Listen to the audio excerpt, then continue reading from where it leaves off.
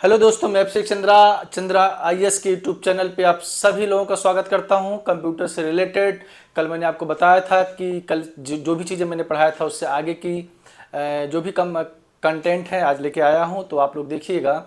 इसमें सबसे पहले आज मैं आपको जो पढ़ाने वाला हूं, दुनिया के प्रमुख सुपर कंप्यूटर। जो दुनिया के प्रमुख सुपर कंप्यूटर थे वो कौन कौन से, तो इसमें देखिए जैसा कि स्क्रीन पे आपको दिखाया जा रहा है, सबसे तेज super computer EI captain 1742 peta flops बेक। दूसरा क्या था, फ्रॉन्टियर अमेरिका पेटा करके ये था। ये जो आपको स्क्रीन पे दिख रहे हैं, आप थोड़ा सा इस पे ध्यान दीजिएगा। ये हमारे जो है दुनिया के प्रमुख सुपर कंप्यूटर है। ये सब जितने भी हैं ये सब हमारे क्या है, दुनिया के सबसे क्या नाम है, प्रमुख कंप्यूटर हैं। भारत का वर्तमान में सबसे तेज सुपर कंप्यूटर एरावैट है। क्या है? एरावैट है। भारत के प्रमुख सुपर कंप्यूटर जैसा कि यहाँ पे दिया गया है, आप स्क्रीन में देख सकते हैं, लिखा गया है प्रम 8000। क्या लिखा गया? प्रम 8000। उसके बाद प्रम CBIIT BHU, ये जो स्क्रीन पे दिया गया है सब सारी चीज़ें हैं। आगे देखिएगा यहाँ पे कार्य पद्धति के आधार पर बेस्ड ऑन मैथोलॉजी। कल मैंने आपको पढ़ाया था कि कंप्यूटर हमारा क्या होता है, कंप्यूटर को कितने भागों में बांटा गया है, तो उससे आगे की चीज़ें इसमें हैं। इन कंप्यूटर एनालॉग जो कंप्यूटर हमारा होता है, इन कंप्यूटर का प्रयोग भौतिक मात्राओं, ये जो एनालॉग कंप्यूटर होता है इसका जो प्रयोग होता है भौतिक मात्राओं जैसे दाब, लंबाई, तापमान, पारा आदि को मापकर उसके परिणाम अंकों में व्यक्त करते हैं। ये मुख्य रूप से विज्ञान और इंजीनियरिंग क्षेत्र में प्रयोग होते हैं, जैसे स्पीडोमीटर हो गया, भूकंप सूचांक यंत्र, और ये जो हमारा होता है थर्मामीटर है, इसमें गलती से थर्मामीटर हो गया है, तो ये क्या होता है? थर्मामीटर। उसके बाद आपको होता है डिजिटल कंप्यूटर। डिजिटल कंप्यूटर जो है, जैसा कि सामान्यतः हम जिन कंप्यूटर की बात करते हैं वो डिजिटल कंप्यूटर ही हैं, जो बाइनरी नंबर 0 1 का प्रयोग करते हैं। Desktop computer, smartphone, PC, smart watch, bike, digital meter. अब जो बाइक आ रहे हैं उसमें भी डिजिटल मीटर लग के आता है, जिसे हम क्या कहते हैं? स्मार्ट। अब यहाँ पे आपका होता है हाइब्रिड कंप्यूटर। हाइब्रिड कंप्यूटर जो जैसा कि मैंने आपको बताया था, analogue computer plus digital computer को जो मिलाकर बना होता है वो हमारा क्या होता है? हाइब्रिड कंप्यूटर होता है। और इसे दुनिया का सबसे पावरफुल कंप्यूटर कहा जाता है। एनालॉग तथा डिजिटल के मिश्रित रूप को हाइब्रिड कंप्यूटर कहा जाता है।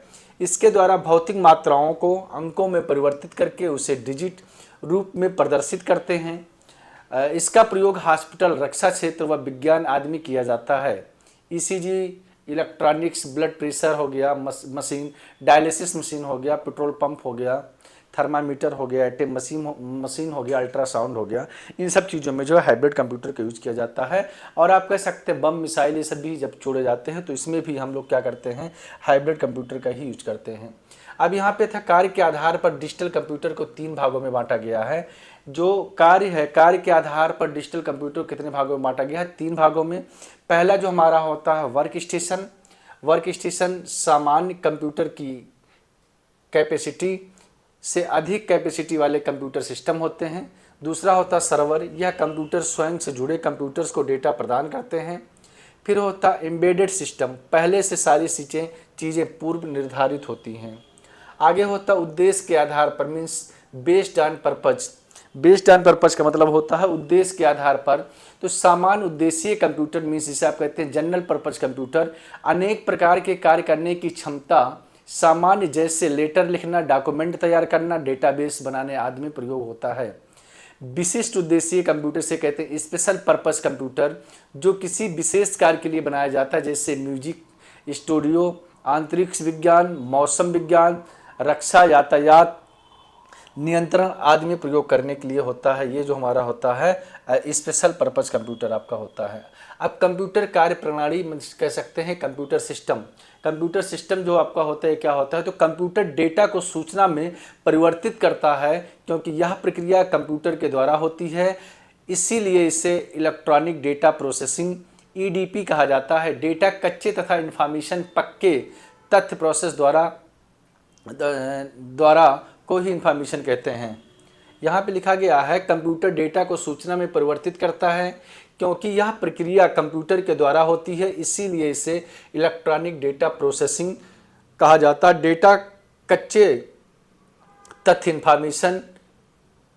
इंफॉर्मेशन पक्के तथ्य प्रोसेस द्वारा ही इंफॉर्मेशन, ये क्या होगा, द्वारा को ही इंफॉर्मेशन में करते हैं। पहले क्या होता है, इनपुट होता है, इनपुट होने के बाद उस चीज़ का क्या होता है, प्रोसेस होता है, प्रोसेस होने के बाद क्या होता है, आउटपुट आता है। क्या आता है, आउटपुट होता है। उसके बाद आउटपुट को हम क्या कर लेते हैं, स्टोर कर लेते हैं। चलिए आगे जो दिया गया है इसमें, कंप्यूटर को कृत्रिम बुद्धि की संज्ञा भी दी जाती है। कंप्यूटर को कृत्रिम बुद्धि की संज्ञा भी दी गई है। कंप्यूटर जितने समय में कार्य संपन्न करता है वह समय एग्जीक्यूशन टाइम कहलाता है। कंप्यूटर जितने टाइम में जो है काम को संपन्न करता है वो क्या कहलाता है, एग्जीक्यूशन टाइम कहलाता है। कोई व्यक्ति कंप्यूटर साक्षर कहलाता है यदि वह केवल आवश्यक एप्लीकेशन को चलाने में सक्षम हो। जब व्यक्ति जो है कंप्यूटर को चला लेता है तो क्या कहलाता है, कंप्यूटर साक्षर चला लेता है। जैसे मान लीजिए, देखिए जैसा कि यहाँ पे दिखाया गया, मॉनिटर, सीपीयू आपका हो गया, कीबोर्ड हो गया, माउस हो गया, ये हमारा क्या होता है, प्रोसेस होता है। प्रोसेस होने के बाद हमें क्या मिलता है, आउटपुट मिलता है। आउटपुट हमें दो तरीके से मिल सकता है, एक तो सॉफ्ट कॉपी में और दूसरा क्या होता है, हार्ड कॉपी में होता है। चलिए आगे हम आते हैं कंप्यूटर की विशेषताएं, फीचर्स ऑफ कंप्यूटर। सबसे पहले आपको ध्यान देना होगा, जो आप कह सकते हैं फीचर्स ऑफ कंप्यूटर, कंप्यूटर की जो विशेषताएं, जैसे आप कहते हैं पहले इसमें जो होता है स्पीड, स्पीड को हम क्या कहते हैं, गति कहते हैं। कंप्यूटर जो होता है प्रोसेस की स्पीड को हर्ट्ज में मापते हैं। वर्तमान समय में कंप्यूटर नैनो सेकंड में गणनाएं कर सकता है। दूसरा हमारा क्या होता है, एक्यूरेसी, एक्यूरेसी का मतलब होता है शुद्धता या त्रुटिहीनता भी कह सकते हैं। दूसरा हमारा होता है लार्ज स्टोरेज कैपेसिटी, जिसे आप हिंदी में कहते हैं विशाल भंडारण क्षमता। उसके बाद होता है एफिशिएंसी का मतलब होगा कार्य क्षमता। वर्सैलिटी का मतलब होता है विविधता। उसके बाद हमारा होता है यहाँ पे डिलीजेंस का मतलब होता है क्षमता। इसका मतलब होता है ना थकने वाला, ना बोर होने वाला, अपनी गति, ये लिखा होगा गति होता है, गली हो गया गति, और सटीकता खोए बिना कार्य को करता रहता है। कंप्यूटर हमारा क्या होता है, लगातार काम को करता रहता है और कभी भी ये नहीं थकता। दूसरा हमारा होता है प्रेवेसी, प्रेवेसी का मतलब होता है विश्वसनीयता। यह जो है विश्वसनीयता जो है बनाए रहता है और गोपनीयता के साथ। रिलायबिलिटी का मतलब होता है विश्वसनीयता, और विश्वसनीयता का मतलब क्या होता है, कोई भी चीज़ जो है आप बहुत ही कॉन्फिडेंस के साथ कंप्यूटर पे आप कर सकते हैं। ऑटोमेटिक होता है, ऑटोमेटिक का मतलब होता है स्वचालित, मीन्स कंप्यूटर अपने आप चलता है, एक बार आप उसको ऑन कर देते हैं और जो भी कमांड देते हैं उस हिसाब से कंप्यूटर आपका अपने आप चलता रहता है।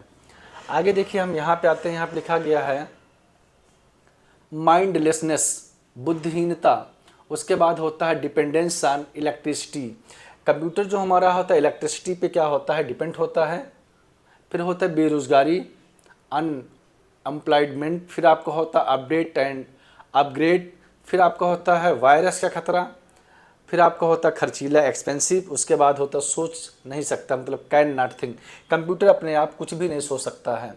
कंप्यूटर का अनुप्रयोग मीन्स कंप्यूटर का प्रयोग कहाँ होता है, मीन्स कह सकते हैं कंप्यूटर का अनुप्रयोग यूजेस ऑफ कंप्यूटर। तो कंप्यूटर जो प्रयोग होता है एजुकेशन में होता है, और कहाँ पे होता है, स्वास्थ्य मीन्स हेल्थ में होता है, डिफेंस में होता है, वाणिज्य कॉमर्स में होता है, यातायात ट्रांसपोर्ट में होता है, रेलवे वायुयान में होता है, बैंक में होता है, और कहाँ पे होता है, इंटरटेनमेंट में होता है। तो कंप्यूटर का जो यूज होता है इन सब सारी जगहों, तो इसके अलावा भी कंप्यूटर को हम कई जगह यूज करते हैं। उसके बाद होता है कंप्यूटर के लाभ, बेनिफिट्स ऑफ कंप्यूटर। कंप्यूटर के जो बेनिफिट होते हैं वो क्या क्या होता है, पहला तो हमारा होता है टाइम सेविंग, टाइम की बचत करता है। फिर क्या होता है पेपर सेविंग, कागज़ की बचत करता है। उसके बाद होता है इन्वायरमेंट लेस इफेक्टेड, और जो है इन्वायरमेंट को किसी भी तरीके से ये प्रभावित नहीं करता। फिर होता है त्रुटि रहित कार्य, एरर फ्री वर्क, और ये जो है गलतियां नहीं करता है। उसके बाद पांचवा होता है आपका क्वालिटी ऑफ वर्क, कार्य की गुणवत्ता को भी बहुत अच्छे से बनाए रखता है। आगे हम बात करते हैं भारत में कंप्यूटर्स इन इंडिया। भारत में कंप्यूटर युग की शुरुआत कब हुई थी, 1952 ईस्वी में हुई थी। भारत में कंप्यूटर युग की जो शुरुआत हुई थी 1952 ईस्वी में हुई थी। भारत में सर्वप्रथम एनालॉग कंप्यूटर वर्ष 1952 में भारतीय सांख्यिकी संस्थान कोलकाता में लगाया गया। जैसा कि स्क्रीन पे आप लोगों को दिख भी रहा होगा, आप लोग इसको देखते रहें, और जो है यहाँ स्क्रीन पे सारी चीज़ दिख रहा है। उसके बाद होता है भारत में सर्वप्रथम इलेक्ट्रॉनिक कंप्यूटर वर्ष 1956 में भारतीय सांख्यिकी संस्थान कोलकाता में लगाया गया। भारत में सर्वप्रथम इलेक्ट्रॉनिक कंप्यूटर कहाँ पर कब लगाया गया? 1956 में। भारतीय सांख्यिकी संस्थान कोलकाता में लगाया गया। उसके बाद आपका होता भारत में सुपर कंप्यूटर का जनक विजय पांडुरंग भाटकर को माना जाता है। भारत में जो सुपर कंप्यूटर के जनक होते हैं उनका क्या नाम है? विजय पांडुरंग भाटकर। उसके बाद हम आते हैं यहाँ पे, भारत में निर्मित पहला computer Siddharth electronic corporation of India के द्वारा बनाया गया, जिसे 1946 में बेंगलोर के मुख्य डाकघर में लगाया गया। उसके बाद भारत में निर्मित प्रथम प्रोसेसर शक्ति प्रोसेसर था। भारत में जो पहला हमारा प्रोसेसर आया था वो प्रोसेसर का नाम था शक्ति प्रोसेसर। उसके बाद विश्व में निर्मित प्रोसेसर, जो पहला प्रोसेसर आया था, इंटेल 4004 था। आगे हम देखेंगे यहाँ पे सुपर कंप्यूटर जो हमारा होता है विश्व का पहला कंप्यूटर विश्व का पहला सुपर कंप्यूटर था CDC 100 C रे था। भारत का पहला सुपर कंप्यूटर परम 8000C डैक, जिसका फुल फॉर्म होता है centre of development of advantage computing, द्वारा विकसित किया गया। भारत में पहला सुपर कंप्यूटर कब बना था? 1991 में। कहाँ पे? पुणे की मौसम वैधशाला में स्थापित किया गया। भारत में जो पहला सुपर कंप्यूटर 1991 में कहाँ पे जो स्थापित किया गया था? तो पुणे की मौसम वैधशाला में स्थापित किया गया था। अगला जो क्वेश्चन है, भविष्य के कंप्यूटर। भविष्य का मतलब क्या होता है? आप कह सकते हैं भविष्य के कंप्यूटर में नई तकनीकी और नवाचारों को एकत्रित किया जाएगा, जो कि मानव को और भी आसान और कुशल बनाएंगे। देखिए जैसा क्या होता है कंप्यूटर में, धीरे धीरे जैसे जैसे नए नए वर्जन आपके आ रहे हैं तो कंप्यूटर बहुत ही ईजी होता चला जा रहा है और बहुत ईजी ढंग से लोग उसको समझ रहे हैं, बहुत अच्छे से चला रहे हैं। तो भारत के जो कंप्यूटर हार्डवेयर है, पहला quantum processor, neuromorphic chips, DNA storage device, optical interconnects, ग्राफोक आधारित रैम। उसके बाद होता AI powered operating system, quantum algorithm, neuromorphic programming भाषाएं, DNA आधारित data compression, optical character recognition, OCR। अगला जो हमारा भविष्य के कंप्यूटर में और भी है, quantum computing, artificial intelligence, neuromorphic computing, DNA computing, optical computing. ये सब हमारे क्या भविष्य के तकनीकी हैं। उसके बाद आपको है cloud computing, internet of things, IoT जिसे आप कहते हैं, एज कंप्यूटिंग, आर्टिफिशियल इंटेलिजेंस, फिर होता मशीन लर्निंग।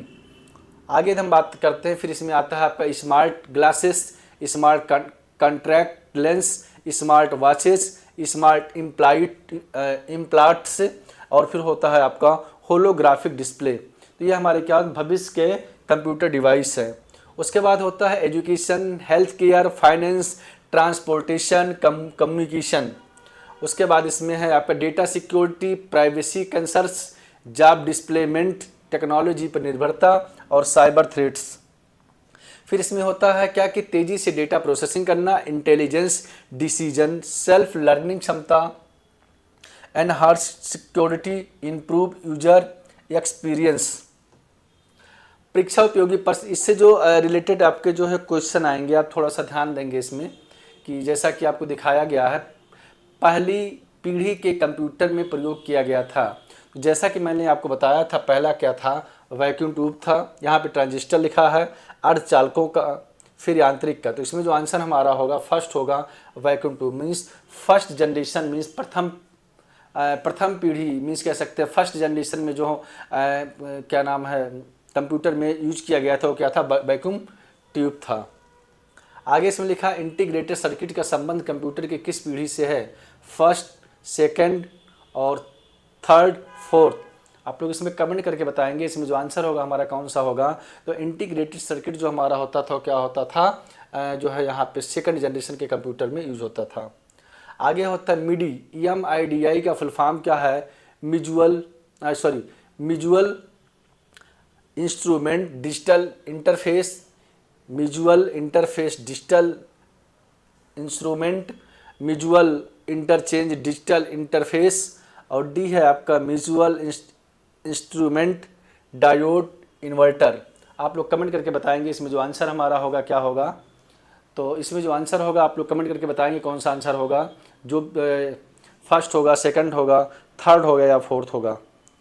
आज के लिए इतना बहुत है। आगे जो है इसके आगे के क्वेश्चन लेके मिलते हैं। दूसरी बात, मैं आपको कुछ इन्फॉर्मेशन देना चाहता हूँ कि जैसा कि आपके कोचिंग में कई बैचेस, नए बैचेस शुरू हो गए हैं। जैसे आपका यूपीपी हो गया, यूपीएसआई हो गया, TET, CTET, super TET, IAS, PCS के जो बैचेस हैं शुरू हो गए हैं। तो आप लोग एडमिशन लें और जो है कोर्स बराबर करते रहें।